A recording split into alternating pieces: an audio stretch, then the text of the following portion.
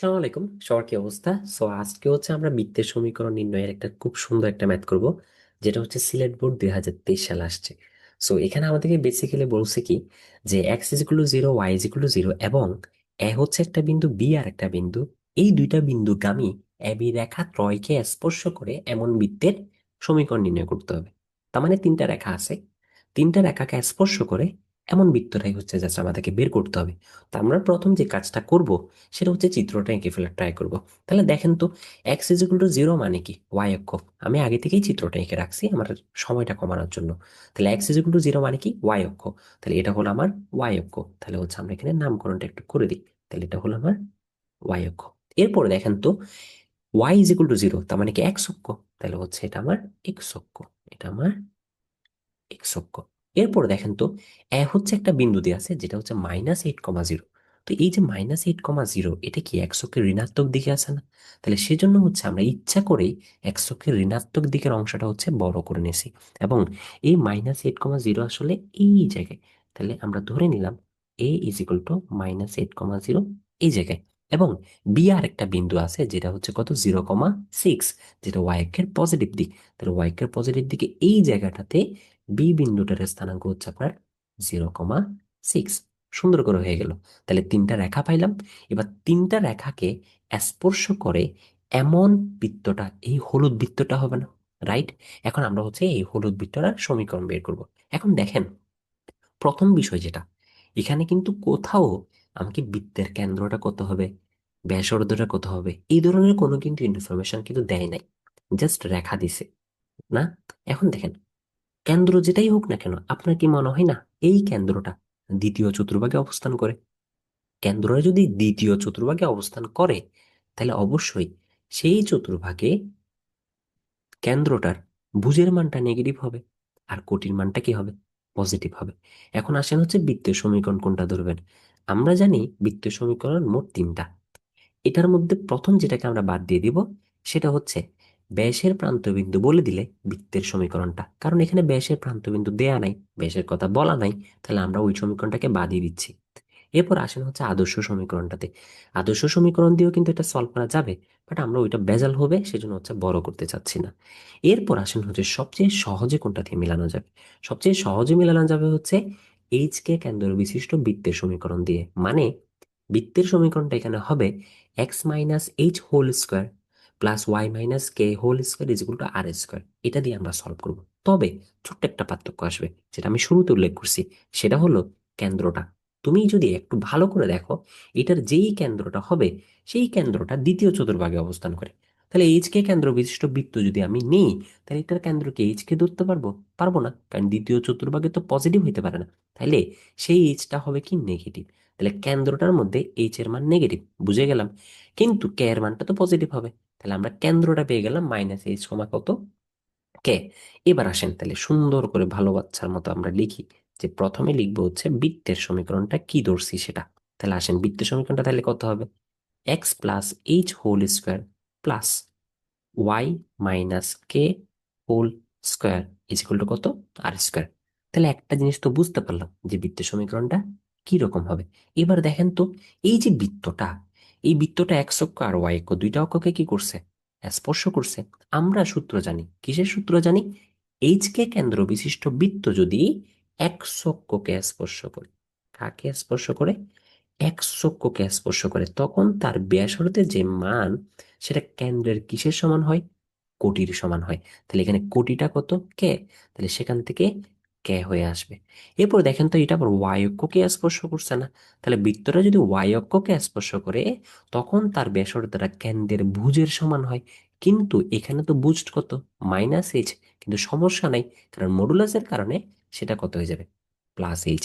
তার মানে দেখেন, আর এর মানটা কে এর সমান, আর এর মানটা কে এর সমান, আবার সেম আর এর মানটা এইচ এর সমান। তার মানে আর যে মানটা আছে সেইটা এইচ এবং কে দুইটারই কি হবে, সমান হবে। দুইটারই কি হবে, সমান হবে। যাক, এই বিষয়টা জেনে যাওয়ার কারণে আমার ছোট্ট একটা লাভ হবে। লাভটা কোথায় সেটা একটু করে দেখাই। এই যে এখন কেন্দ্রটা একদম শুরুর দিকে -এইচ কমাকে ধরে রাখছিলাম, আচ্ছা এখন কি আমি এই এইচ কে এর জায়গায় আর বসে দিতে পারবো না? কারণ আর ই তো সমান ওরা। তাহলে আমরা এখানে ছোট্ট করে একটু করে হালকা করে মুছে ওইখানে হচ্ছে আর বসাই দিই, রাইট?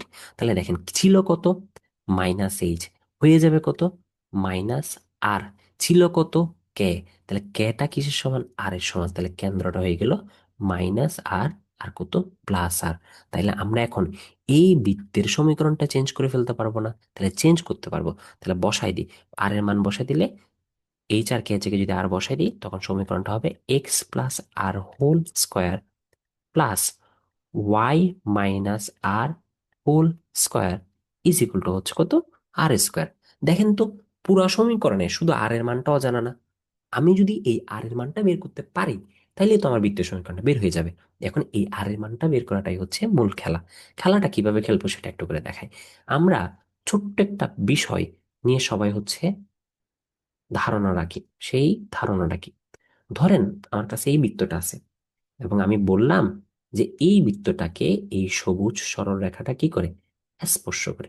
হাই হাই, কি আঁকলাম এটা, দেখেন, সবুজ সরল রেখা, সবুজ সরল রেখাটা কি করে, স্পর্শ করে।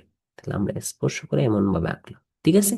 এখন একটা কনসেপ্ট আমাদের জানা আছে, সেটা হচ্ছে কি, কনসেপ্টটা হলো যে এটা হলো আমার বৃত্তের কেন্দ্র, এটা হলো কি আমার বৃত্তের কেন্দ্র, এই যে এই জায়গাটা। এখন আমাকে কি বলেন তো, এই যে কেন্দ্র হতে পরিধির মধ্যবর্তী যেই দূরত্বটা হবে, এখানে যে দূরত্বটা হবে, সেই দূরত্বটা মূলত ব্যাসার্ধ বলা যাবে না? সেই দূরত্বটাকে কি বলা যাবে, ব্যাসার্ধ বলা যাবে। ওকে, তাহলে সেই দূরত্বটাকে কি বলা যাবে, ব্যাসার্ধ বলা যাবে। আবার দেখেন তো, ভিন্নভাবে চিন্তা করে, সরল রেখা দিয়ে চিন্তা করে, যে কেন্দ্রটাকে একটা বিন্দু বিবেচনা করব, আর সবুজ রেখাটা তো রেখা হিসেবে আছেই। তাহলে বিন্দু হতে রেখার যে দূরত্ব, বিন্দু হতে রেখার মধ্যবর্তী এই যে দূরত্বটা, লাল দূরত্বটা, সেইটাকে সরল রেখার ভাষায় আমরা আবার লম্ব দূরত্ব বলে থাকি না? কি বলে থাকি, লম্ব দূরত্ব। তার মানে তুমি যেটাকে ব্যাসার্ধ বলতেছো, সেটাই হচ্ছে আসলে কি, লম্ব দূরত্ব। তাহলে আমরা কখনো যদি শুনি বৃত্তের ক্ষেত্রে যে একটি রেখা, একটা রেখা বৃত্তকে কি করছে, স্পর্শ করছে, তাহলে আমি এখানে লিখি যে আমার ক্ষেত্রে কি হয়েছে, সেটা হচ্ছে দেখেন, যে রেখা কাকে স্পর্শ করলে, বৃত্তকে স্পর্শ করলে, বৃত্তকে স্পর্শ করলে ব্যাসার্ধটা, ব্যাসার্ধটা কিসের সমান হবে, লম্ব দূরত্বের সমান হবে। কিসের সমান হবে, লম্ব দূরত্বের সমান হবে। যেই লম্ব দূরত্বে বিন্দুটা হচ্ছে বৃত্তের কেন্দ্র, আর রেখাটা তো স্পর্শক হিসেবে আছে। এখন এই কনসেপ্ট আমরা ব্যবহার করে মূলত হচ্ছে ম্যাথটা সলভ করবো, যে ঠিক আছে। এবার আসেন ম্যাথটা সলভের দিকে যাই, যে আমরা কি করতে পারি। ওকে, সো আমি এই অংশটা একটু করে মুছে দিচ্ছি, যেহেতু এটা আমার বোঝানো শেষ। ওকে, এবার আসি দেখি, বলেন তো এখানে কয়টা রেখা বৃত্তকে স্পর্শ করছে। তাহলে সবাই বলবেন যে ভাইয়া তিনটা রেখা বৃত্তকে স্পর্শ করছে। একটা হচ্ছে এক্স অক্ষ, আর একটা হচ্ছে আপনার ওয়াই অক্ষ, আর একটা হচ্ছে আপনার কি এবি সরলরেখা, আর একটা কি আপনার এবি সরলরেখা। এখন আমরা একটা কাজ করব, সেটা হচ্ছে কি, এবি সরলরেখাটার সমীকরণ নির্ণয় করব। এবি সরলরেখাটার কি নির্ণয় করব, সমীকরণ নির্ণয় করব। তাহলে দেখেন এবি সরলরেখার সমীকরণটা আমরা কিভাবে বের করি, দেখি বলেন তো। এবি সরলরেখাটা একটা ছেদাকৃতি রেখা না? সেটা এক্স অক্ষের নেগেটিভ অংশ থেকে কতটুকু পরিমাণ অংশ কেটে নিছে, +8। আর ওয়াই অক্ষের পজিটিভ অংশ থেকে কতটুকু অংশ কেটে নিছে, +6। এখন যদি আমি এটা যদি লসাগু করি, তাহলে এটার লসাগুটা কত আসবে দেখি, আপনি একটু ধারণা দেন তো আমাকে। 24 হবে না? তাহলে এখান থেকে হয়ে যাবে আপনার নিচে কত, 24। তাহলে 24 এর সাথে আপনি ওয়ানটা গুণ করে দিবেন, তাহলে কত হয়ে যাবে, 24। 8 দিয়ে যদি আপনি 24-কে ভাগ করেন, তাহলে আপনি পাবেন হচ্ছে 3। তাহলে এটা হয়ে যাবে 3x। আর 6 দিয়ে ভাগ করলে হবে হচ্ছে আপনার 4। তাহলে এটা হয়ে যাবে আপনার 4y। এখান থেকে আমরা সুন্দর করে যদি মাইনাস দিয়ে গুণ করি উভয় পক্ষে, এটা দেখতে এরকম বিশ্রী হলো কেন? ওকে, দেখেন, আমরা যদি কি করি, মাইনাস দিয়ে গুণ করি, তখন এটা দেখতে শুনতে কিরকম হবে, 3x মাইনাস 4y। ডান পাশে -24 থাকবে, বাম পাশে আসলে কত যাবে, +24, ইজিক্যাল টু কত, 0। বুঝতে পারছেন? তাহলে আমি যে সমীকরণটা বের করছি এখান থেকে, সেটা মূলত কিসের সমীকরণ, সেটা মূলত হচ্ছে এবি রেখার সমীকরণ। এখন এই রেখাটাকে আমরা সাহায্য নিয়ে মূলত কি বের করবো, যে মূলত আর এর মানটা বের করবো, যে কিভাবে দেখেন। তাহলে দেখেন, আমরা এই কনসেপ্টটাই হচ্ছে এখানে ব্যবহার করব, এটাই, ঠিক আছে। এই জায়গাটাকে এখন ব্যবহার করতেছি। তাহলে আসেন, প্রথমে লিখলাম কি, আর, বাম পাশে আর আছে সেজন্য আর লিখছি। এরপর লম্ব দূরত্বে কি করতে হয়, যে রেখাটা থাকে সেই রেখাটা লিখতে হয়, কিন্তু রেখাতে কি করতে হয়, রেখাতে এক্স আর ওয়াই এর জায়গায় বিন্দুটার এক্স আর ওয়াই এর মান বসাতে হয়। এখানে সেই বিন্দুটাকে, সেই বিন্দুটা হচ্ছে এই যে কেন্দ্রটা। তাহলে আসেন বসাই। তাহলে 3 দেখেন, 3x আছে, এক্স এর জায়গায় কি বসবে, কেন্দ্রের এক্স। কেন্দ্রের এক্স কে মাইনাস আর, মাইনাস আর এর সাথে 3 গুণ করলে কত পাবেন দেখি বলুন তো, -3 আর, কত পাবেন, -3 আর। এরপর আসে -4y, ওয়াই এর মান কত, প্লাস আর। তাহলে প্লাস আর যদি বসে দেন তাহলে এটা কত থাকবে, -4 আর, প্লাস কত হয়ে যাবে ভাইয়া, 24, রাইট। নিচে আসেন, যখন আমরা এটাকে √a² প্লাস b² সূত্রে ফেলে দিব, তখন এই টোটালটা হয়ে যাবে কত, 5। 5 এর সাথে কোনাকুনি গুণ করে দেন, তখন এটা কত হয়ে যাবে, 5r। কত হয়ে যাবে এটা, 5r লিখে ফেললাম। এরপর বাকি এই ক্যালকুলেশনটা কত থাকবে, +24 মাইনাস কত, 7r। এখন আমরা জানি কি, যখন আমরা মডুলাস উঠাবো তখন তো আমাদেরকে প্লাস মাইনাস দিতে হবে, তাই না? তাহলে আসেন প্লাস মাইনাস দিয়ে দিই আমরা, তাহলে প্লাস মাইনাস কত, 5r। এবং মডুলাস উঠানোর কারণে এটা হয়ে গেল আপনার 24 মাইনাস কত, 7r। তাহলে একটা বিষয় দেখেন, যেহেতু আমরা প্লাস মাইনাস মানে প্লাস মাইনাস বিষয়টা চলেই আসছে, তাহলে আমরা এখানে একটা কাজ করি, প্লাস ধরে একবার হিসাব করি, রাইট। তাহলে হচ্ছে প্লাস ধরে হিসাব করি, প্লাস ধরে। এবার আমরা হিসাব করবো হচ্ছে মাইনাস ধরে। এবার আমরা কিসের হিসাব করব, মাইনাস ধরে। তাহলে একটু মুখে মুখে হিসাব করে ফেলি, প্লাস ধরলে এটা কত, +5r, +5r -7rটাও বাম পাশে আসবে। তাহলে 5r প্লাস 7r, তাহলে কত হয়, 12r হয়। 12r এর 8টাকে রেখে 12 দিয়ে 24কে যদি ভাগ করে দেন, তাহলে 12 × 2 = 24 হয় না? তাহলে আর এর মানটা হবে আপনার কত, 2। আর এর মানটা কত হবে, 2। তাহলে আপনি প্লাস ধরলে আর এর মান 2 পাচ্ছেন। এবার একটু মাইনাস ধরে দেখি, দেখেন এটা কত, -5r, ডান পাশ থেকে -7r আসবে, তাহলে কত হয়ে যাবে, 2r। 2r এর 8টাকে রেখে 2 দিয়ে 24কে ভাগ করলে আর এর মানটা কত হয়ে যাবে, 12 হয়ে যাবে। আর এর মানটা কত হয়ে যাবে, 12। কিন্তু মূল বিষয় যেটা ভাইয়া, সেটা সেটা হলো, এখানে আর এর মানটা কি হতে পারবে না, 12 হতে পারবে না। আর এর মানটা শুধুমাত্র কত হবে, আর এর মানটা 2 হবে। কিন্তু কথা হলো কেন, আচ্ছা আর মানে কি, তুমি এই চিত্রটা একটু ভালো করে খেয়াল করে দেখো, তুমি যে আর এর মানটা বের করছো সেটাই তো এই কেন্দ্রে বসাবা, তাই না? তার মানে দেখি বলো তো, আর এর মান যদি 2 বসাও, কত বসাও, 2, তাহলে এই কেন্দ্রে কি হবে, -2, 2, -2, 2।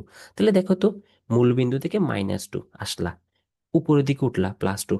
ঠিক আছে, কেন ঠিক আছে বলতেছি, কারণ এ বিন্দুর স্থানাঙ্ক -8 আর আমার মানটা -2, তাহলে যাচ্ছে কমন সেন্স। এরপর হচ্ছে দেখেন বি বিন্দুর স্থানাঙ্ক কতটুকু উপরের দিকে উঠছে, +6, আর আমার আর মান যেহেতু +2, তাহলে এই যে এতটুকু উঠতেই পারে। কিন্তু আপনি 12টা দিয়ে চিন্তা করে দেখেন তো, তখন কেন্দ্রটা -12 হওয়ার কথা না। আমার কথা হলো, এই বিন্দুটা -8 হওয়ার পরও এতটুকুতে আসছে, তাহলে -12 কি এখানে কখনো হবে, এই পজিশনে কি কখনো হবে? এটা তো এখানে আরো আরো পিছিয়ে যাওয়ার কথা না, এখানে আরো পিছিয়ে যাওয়ার কথা না। তার মানে হচ্ছে আর এর মান কত হবে না, আর এর মান 12 হবে না, আর এর মান এখানে কোনটা হবে, আর এর মান হবে 2।